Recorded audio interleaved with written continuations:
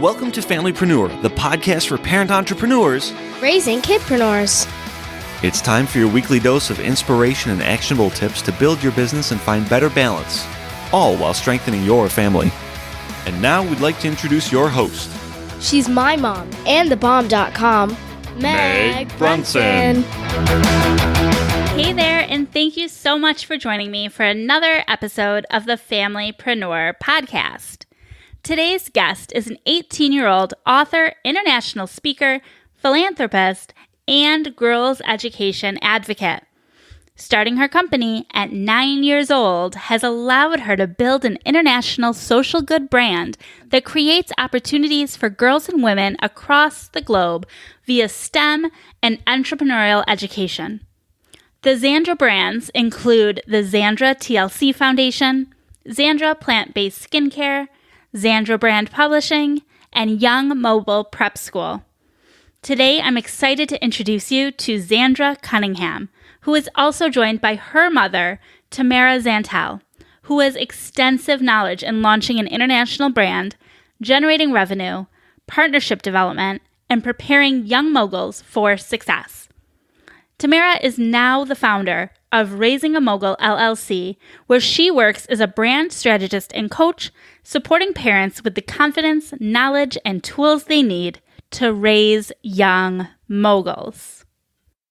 Hi, Tamara. Hi, Zandra. Thank you so much for joining me today.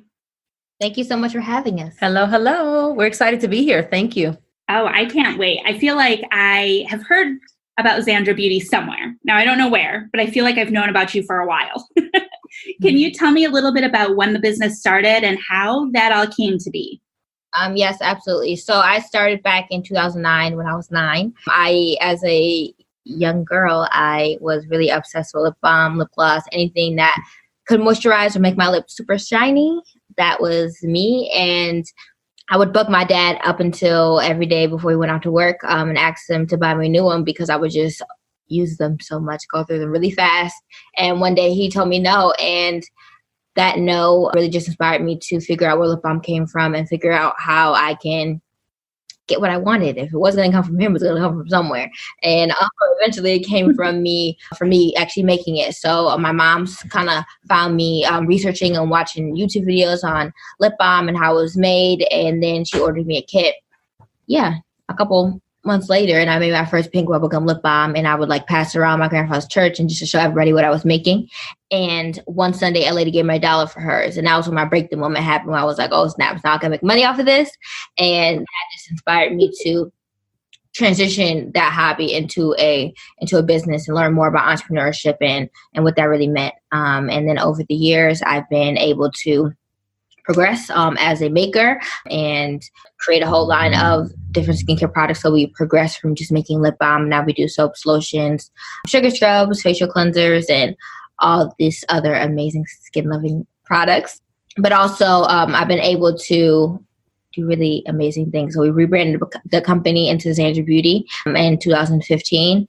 And ever since then, we've been landing in a lot of major retail stores. So we're in stores across the nation, such as Target, Whole Foods, Wegmans, we're Zulily online, we're Paper Source, we're a lot. So the business has grown a lot. That is amazing. Now, can you help me with math? How old are you now? Because I know you just said what year at launch and how old you were, but I'm not that quick with my math. So I'm 18. So you've accomplished a lot in your childhood. Now, before I ask your mom some questions, I want to know, do you feel at all like you missed anything by being focused on a business? I know sometimes I hear people that say you should let kids be kids.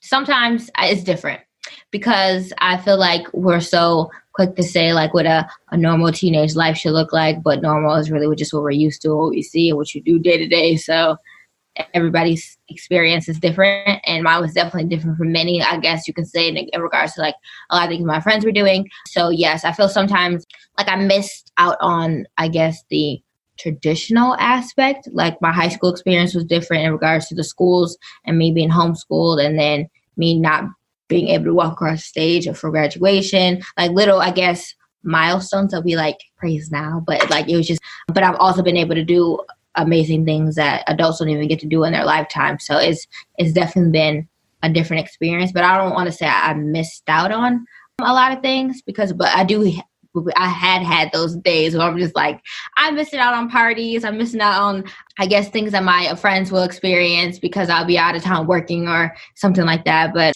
then I have my parents who just say, relax, that is not that serious. And when they're all trying to figure out their lives when they're 21, you'll already be set. And then that's will be your time to play hard and really explore and travel and do what you really want to do. I don't want to say I regret anything or I missed out on type of things, because I did go to some things. I went to prom and homecoming and stuff, but the experience was definitely different from many. I think that was a great answer. I loved hearing you break that down from your perspective. I think it's totally normal, right? We all kind of see things that we don't have and we want them. Yeah. But that doesn't mean that we're missing anything. You can still have a really amazing childhood that's just different from the norm. And I love that. And I think your mom's totally right, because you are leaps and bounds above where the traditional, typical 18-year-old is. Like, you've definitely got that foundation built. Yeah. Now, Tamara, I'd love to hear from your perspective. Like, when she first came to you wanting lip gloss, my guess is that, like, if it was me, I would just think I was buying her a craft kit. Like, at what point did it hit you that you had just sparked this entrepreneurial light inside of her? Actually, that's exactly what I thought. I was just buying her a craft kit, and I was thinking, I took it one step further. It was a craft kit for us. So it was an opportunity for us to spend a weekend together, mommy-daughter time, because I was working a lot, and, a lot of us are you have multiple children in the household and you're trying to do it all. So I was like, oh, this is a great thing to kind of force us to slow down and spend some time together on something that she's really passionate about. But that quickly grew into more than just a weekend experience, obviously. And I realized that it was going to be much more once she realized that she could make much more, or, make much more of it, in regards to turning it into an actual business, and also financially as well. Once she realized that there was money attached to it, it was like, okay, wait a minute. At that age, dollars are a lot. So it's like, well, how many do I need to sell in order for me to go to the dollar store and buy what I want to buy? And then that, and then as the more she sold, her idea of what she could do increased, So once she started to be more serious about it and want to learn more, I got more serious about it. And did you have an entrepreneurial background, or how did you figure out those steps? I want to say yes, because as a child, my parents were entrepreneurs, not in the traditional sense. They had jobs, but my father was a disc jockey, and that was his main thing. And as a disc jockey growing up in Boston, disc jockeys had to book themselves. So like, he was a ring announcer at boxing matches. He actually met my mother being the voice at a fashion show that she was running, because my mother was a model. So he also had to find other work. So that was his thing, So I learned that kind of grit from my parents. And also my brothers and I, we always had a candy store on our front porch. My mother would take us to like what would be like Sam's Club or Costco now. I don't remember what it was called when I was little. And we'd buy boxes of treats and we would sell them after school to our friends. So that was my first entrepreneurial experience. Like, I understood that you could buy things at low cost and sell them, for a profit. So, but I didn't really understand. That didn't carry. It was ingrained in me, but it wasn't what I considered when I thought about her starting a business. I don't know what I was thinking at the time. I was just like, I'm preparing all these kids, and now this girl wants to start a business. What is this going to look like? So it was in me, so it came out of me. And then at the time, I also was working in corporate America. And so I started working with her in business as well. Because I'm like, well, if I can do this is, I'm taking risk over here. Let me take some risk over here as well. So I would say it kind of was intertwined. The entrepreneurship was in me, but I definitely believe that Zandra's experience and her desire to do what she was so serious about pulled it all out. That's amazing. For sure. And how many other siblings do you have, Zandra? There's 5 of us total, so it's 4. Where do you fall in the birth order? Are you oldest or? I'm the second youngest. Did she sound so happy about that? Yeah, I have a younger brother. We're exactly 1 year apart, and then a brother who's 3 years older, and then LJ is older. Oh, wow. How many years? He's 24. 24, and then Sadie's is 26. So are your other siblings also entrepreneurial, or do they help in your business? Not necessarily. So Josiah has definitely the entrepreneurial spirit. He's still trying to figure out what exactly what his thing is going to be. And then James is a football player. So his thing is football and sports. LJ is the same way, football and sports. And then my sister, she has the entrepreneur spirit. So right now we're working together to build up a clothing line that's going to be launching soon. But even with that, she has it, but then it's not full on mode like how I am. So it's still like a learning process as we go. Because I think she's more of a creative with all the ideas instead of a person who implements. Yeah, who implements it all and like actually sits down and like maps it out and plans it out and takes the steps to do it. You're having a crazy idea and we'll do it like for 2 days and then it'll be like, let's move on to something else. So it's kind of hard to get her to focus. And I feel like that's how my oldest daughter is. Like she'll have an idea and we'll work it for a little while, then she moves on to something else. But I don't think there's any way to do entrepreneurship wrong. I think it's just growth because I definitely used to be like that, especially when I was younger in regards to, that's why we rebranded the company I definitely used to have all these like, oh, we're going to make cupcakes. So we're going to make this and we'll make a small batch of it. And then I will move on. I would get the satisfaction of being able to create it. And then I wouldn't want to make it again or make a scent like that again. And the problem was that people would come back a month later and be like, oh, can I have this? And I'd be like, no, we're not making that anymore. So that was, so it was definitely something that you just have to grow with. And once you understand the foundation of business and what that means, where it's not all about you all the time and how you feel sometimes. So, and more about your customers and getting them what they need and what they want. So is that what kind of helped you to stick with this one business? Was that recognition that your customers wanted it and you could provide it for them? Yes, I would say the customer feedback in regards to the products and how good it was, because I feel like initially people just wanted to support just because of how young I was and they thought it was amazing, blah, blah, blah, blah. Then they'll come back and be like, oh, the product is actually really good. But then also during the time, 2009, 2010, there wasn't a product on the market targeting people in my demographic who had sensitive skin that had the cool, flashy packaging, but was also made with plant-based ingredients. We weren't on the natural wave then. We were just taking whatever commercial products that they were advertising to us. And if it worked, it didn't work. We didn't really know why it wasn't working. Probably because it had all that toxins in it that was killing us. But now people are starting to become more aware of the things that are in their food, things that are in the products. So I feel like that's another reason why I kept going with it, because there wasn't another product out there. And if I can solve a need for me, best believe there's other girls like me who needed a product like that. Awesome. And now when you first started, you were making these things, I assume, like in your kitchen or in your house somewhere. Are you still making the products or have you grown and scaled beyond that point?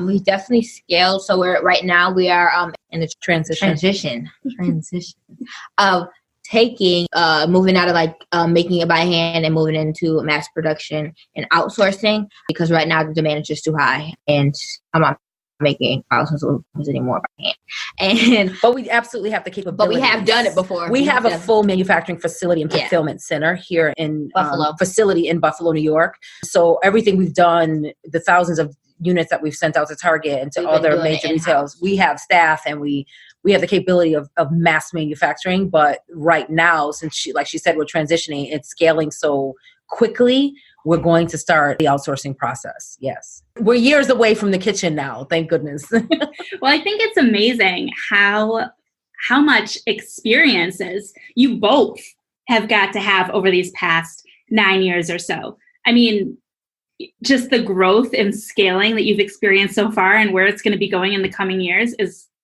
crazy. And you've taken a kind of a step further because now you're also helping other parent managers of child entrepreneurs, right? Can you tell me about that transition? Absolutely. So, one of the hardest parts of my experience with parenting a teenpreneur, kidpreneur, really a kidpreneur, because that's where she started, or a child that had a huge idea, was not being able to really have a conversation with anybody else about it. We all know as entrepreneurs, it's a lonely place to be anyways. But then when you add in the parenting piece and then, having a partner or not having a partner, or, possibly being a single parent, having a household to run, having a 9-to-5 possibly, or trying to start your own business, there's all these different factors that come into play. Then you have a child that is dealing with similar issues as well, in regards to their relationships with peers at school. And do they talk about the business or not? Are they making any money standing at a vending event for hours? These are all different unique issues that come up for the parent manager only. Let me say that. So it was lonely, to say the least. So I really I had a desire to connect with other parents, and I also had a desire to connect Zandra to other kids that spoke her language, and that she was experiencing. So our families and everybody else the people that thought we were crazy or was too much, you're pushing her, it's never going to happen. The naysayers or the people that just didn't get it, we would have other people that we could lean on and connect with. So what I did, it was like 2011, 2012. I will never forget it. I want to say it was 12, because that was when we really were committed to leveling up Zandra. Oh, it was actually Azarize. It was a different company at the time. We hadn't rebranded yet, but we knew that she wanted the products to be on the shelf of stores like Target. So in order for us to do that, a level up, a whole situation had to happen. But I said to myself, I was like, if I ever get to the point where people are interested enough in her success to ask questions to me about how I help support her, that if I ever became important enough, as her parent manager, but the person behind the scenes, because, it was always about Zandra. And it was like, I would show up, but nobody would ever talk to me. I was like, I'm going to create a platform for parents just like me, giving them the opportunity, the permission to stand out in front and kind of take control of the situation, and also to connect with other parents like us. So that was Raising a Mogul was in me from then. And once I retired in 2016, the fall of 2016, because she was 16, I retired from my corporate job so I can work for Zandra full time. I made it my business to launch Raising a Mogul into a full experience and consulting firm, so that I can connect parent managers across the globe. And then you've got an event coming up, but what type of events or offerings do you have within Raising a Mogul?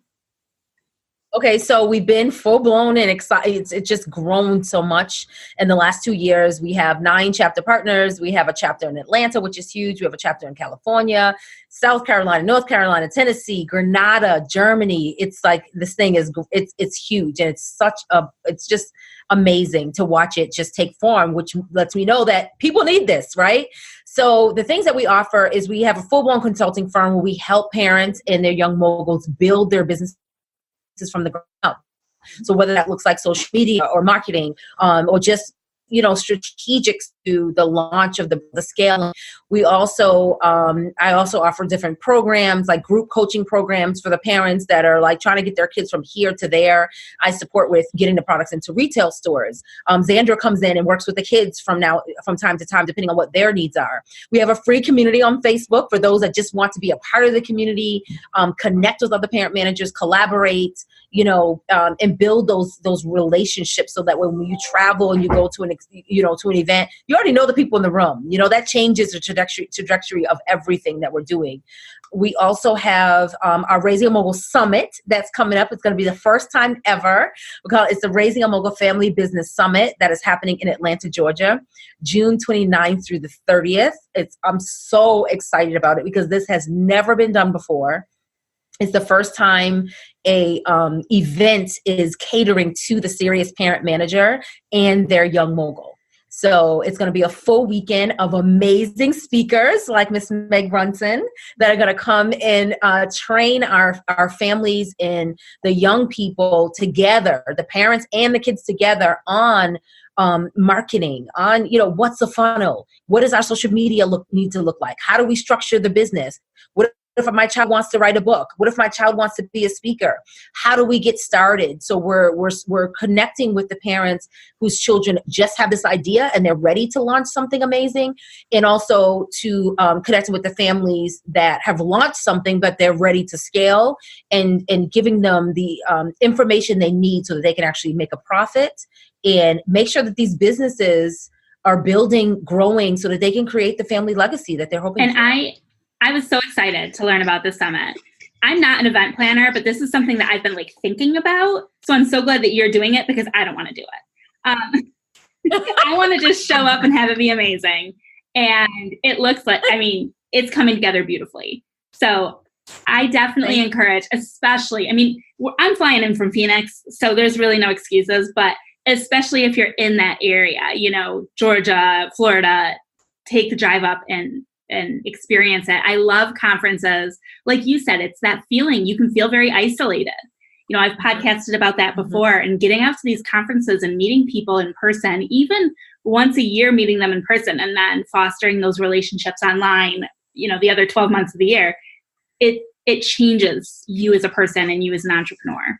So Absolutely. And I'm really excited for all of our communities to come together and to meet each other, you know. So a lot of us are connecting and, you know, supporting each other virtually. So when you bring that same energy and excitement into one room, it's just going to be a game changer. It really is. So I'm super grateful that you're going to be there as a speaker and you're going to pour into our families with your expertise. And they're very, very excited to meet you as well. So Zandra, what's your take on raising a mogul? How have you enjoyed that process?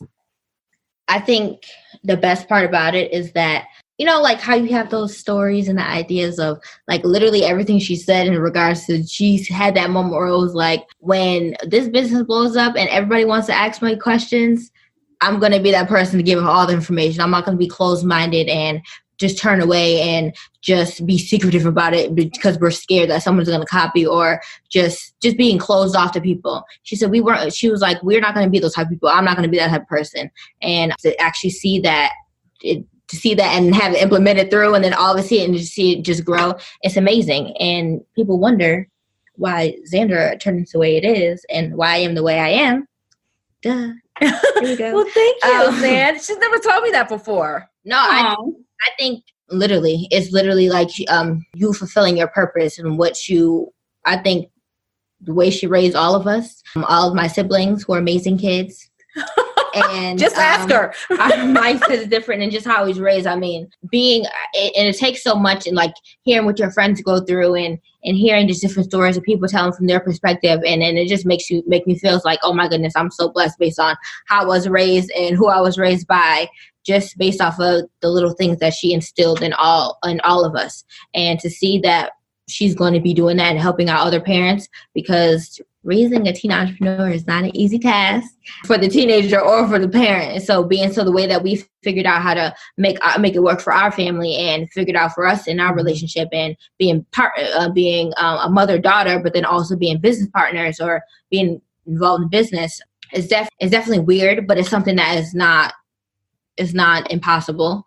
We hear all the time that you don't mix business in with family or don't mix business with personal things. And I feel like we've shown that we are living proof that it's possible, and that there's a way to build a multi-million-dollar company with just family and seeing what that looks like. So I think the summit is going to be amazing. Like she said, it's going to be a way for all of us to connect, because during a time where, like she said, it was really lonely, especially being a kid and not having anybody. We would literally have to drive 6 hours and take a flight to go meet another kid entrepreneur. And even then that was weird. So being able to now see it grow into all these other kids being inspired and their parents willing to support and pour and figure and actually say, like, I want to support my kid, but I don't know how.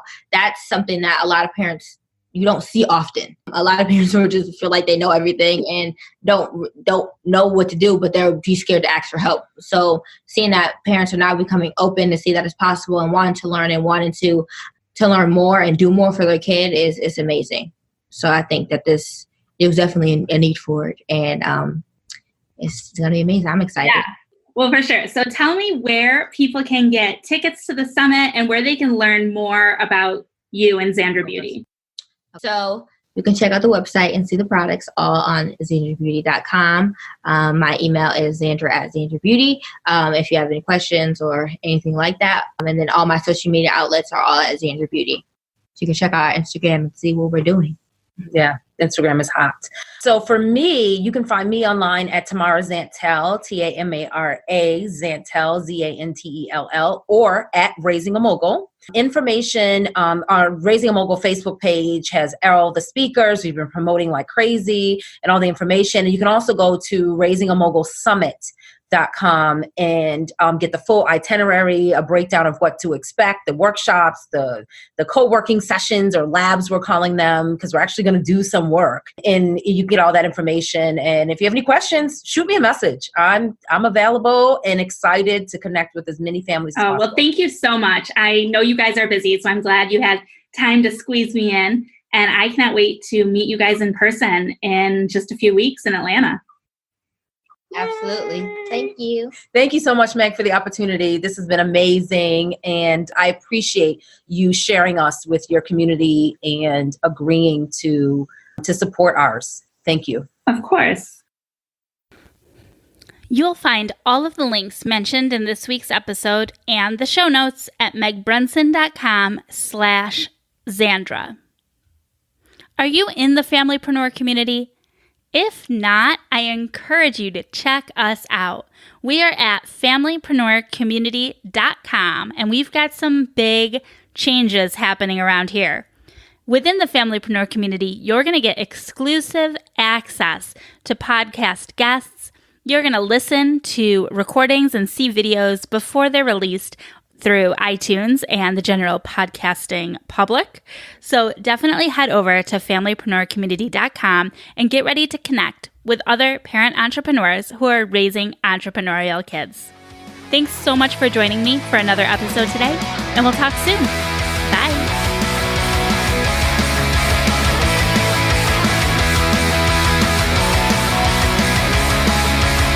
Do us a favor. Share this podcast to a friend. It's like my mom always says, sharing is caring.